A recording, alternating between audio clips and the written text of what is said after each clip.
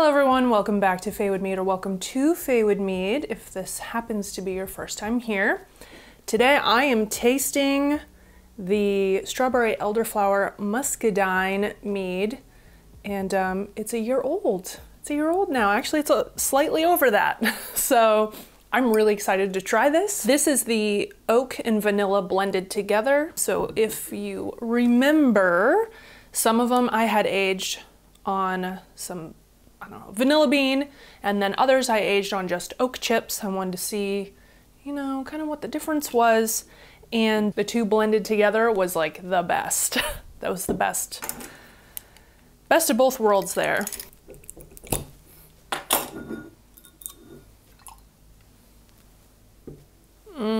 Smells good. Oh man, there's, well, it did look clear.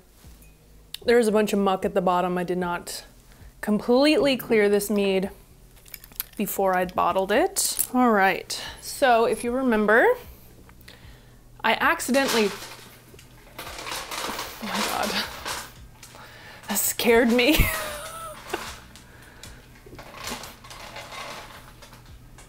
It's food time for Stinky, Percy. Well, Percy is eating. Sorry. If you remember, I accidentally fermented these strawberries. So, you know, it doesn't have that super pure strawberry flavor. It turns out, I think, a little bit more jammy as it ages. So we'll see what this tastes like. But, I mean, on the nose, you definitely smell strong strawberry. The bouquet is pretty nice. Woo. It has a nice tartness. I don't think it's too tart. I've definitely had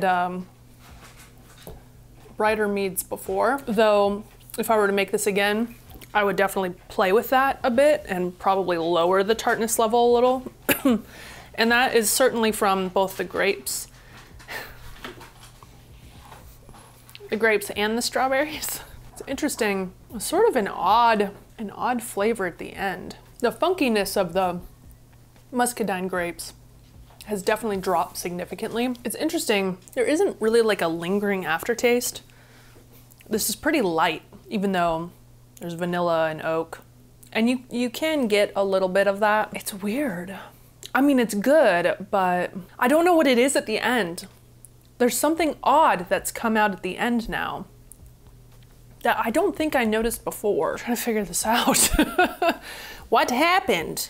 What happened to you in your aging process? I feel like the last time I had this, it was better than it is now. Simply because of that sort of weird, lingering aftertaste that's come out. I don't know how to describe it. I think it's just a grape funk. Yeah, it's 12% semi-sweet, and it's been bottled for over a year.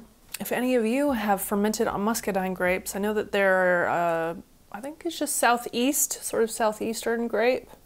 In the southern regions is where you find them. I got my grapes randomly at an Aldi, and they were like between $1 and $2 for, what's that? It might have been like a half a pound of grapes or something crazy. And the funk, I mean, I don't know if it would do this, and any of you who has experience for certain fruits maybe being in your freezer for too long, because these definitely got like freezer burned as well.